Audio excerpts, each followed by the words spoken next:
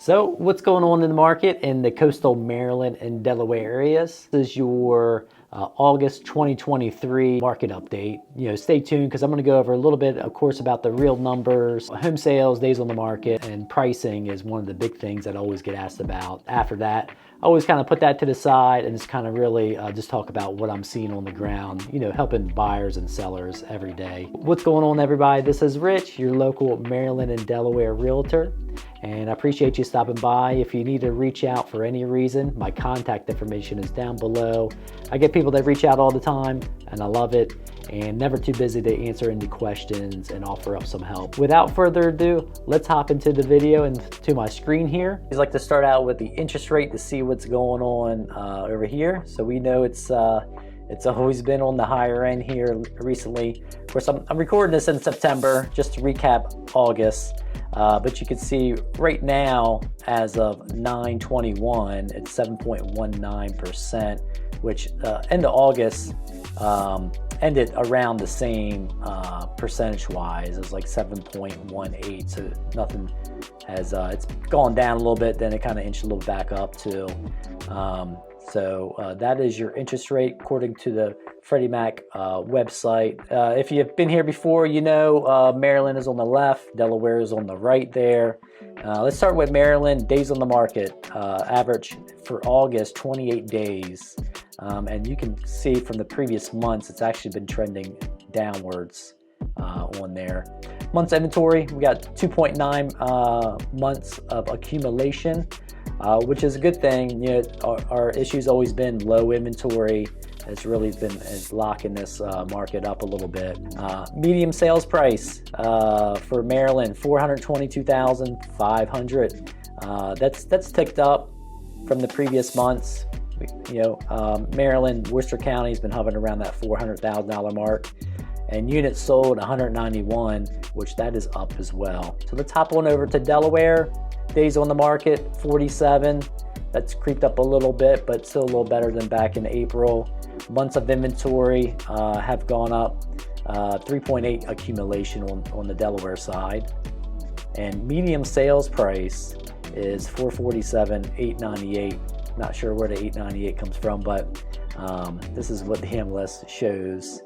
And so Delaware has been hovering around that 450 price point for medium sales price, and 470 units have sold in August, which is about where it's been hovering a little bit.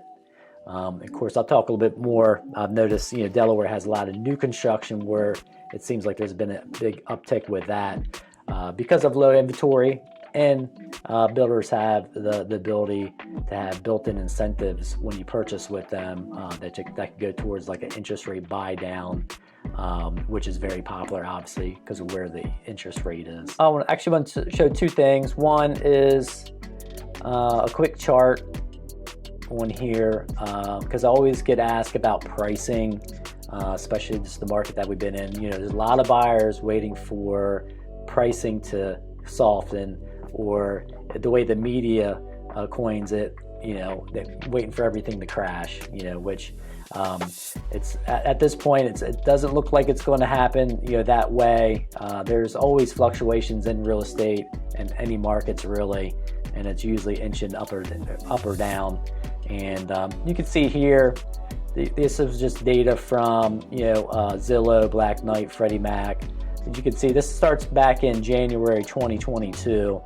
And you notice in here where the drop in average home values here happened pretty much about the beginning of the summer, right when the interest rates were really starting to kick up. So you can see that effect that it has on there.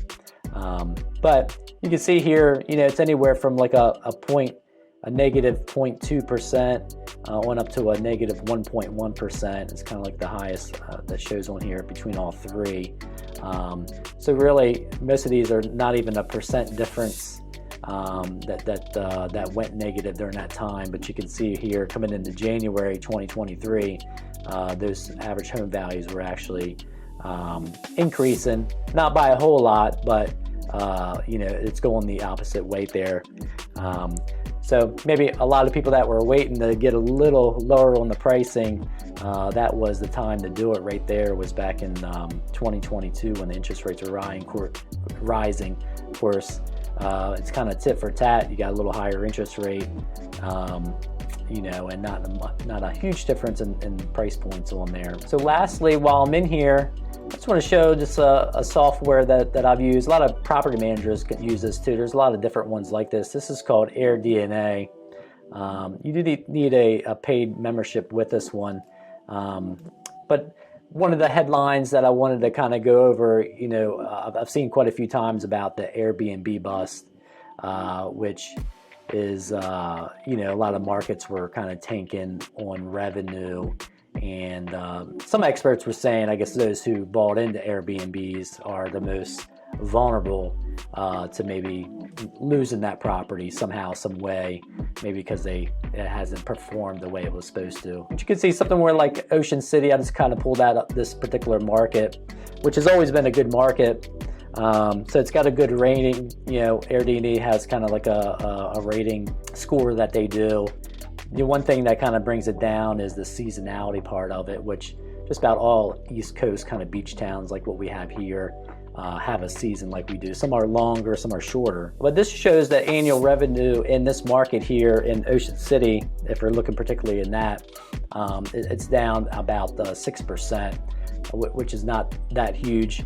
But I know, some owners have actually had some better years, and some are, maybe down a little bit, and some may just have, maybe just their management portion of the property and their systems not in tune. Maybe the property management companies not doing maybe what they're supposed to do or the best that they can do. If you're actively in investing, this is a good software to actually be part of, or you could work with somebody like me or a property manager that has access to this, because it does help you with pulling comps and figuring out what a unit is pulling in income wise, and it can give you some rental projections on maybe any units that you would be purchasing. So those were the real numbers and some charts, and maybe a little information on the Airbnb side, like with short-term rentals, if that's one of your things. But with all that to the side, just what I'm seeing here, like I always say, it does kind of reflect in the numbers there. It shows that, sales, number of units sold are up, for that month in August. But compared to last year, less sales are happening. Sales are down, but, values are kind of holding tight, if not increasing a little bit, mainly because of that low inventory. And activity-wise, not even like looking at the numbers, but it usually slows down around like in midsummer, like when July hits. Then maybe towards the end of August, it starts to pick back up, which that's what I felt like. And August numbers are showing higher, so the numbers reflect that too a little bit. But September, October, we get our second season, little second win. Some inventory comes back on the market, if somebody's looking to sell. And I really think this time, October, November, and even December is a good time, as activity normally pulls back a little bit, so there'll be less competition. Interest rate is still high, no argument on that end there. But a lot of industry experts predicting next year, following year or two, that should come down. A lot of people are planning on just refinancing, when that happens, if the numbers work for them. Investor-wise, I've had this conversation many times too. It is a little harder to make numbers work or cash flow with some of the pricing, with the interest rate the way it is.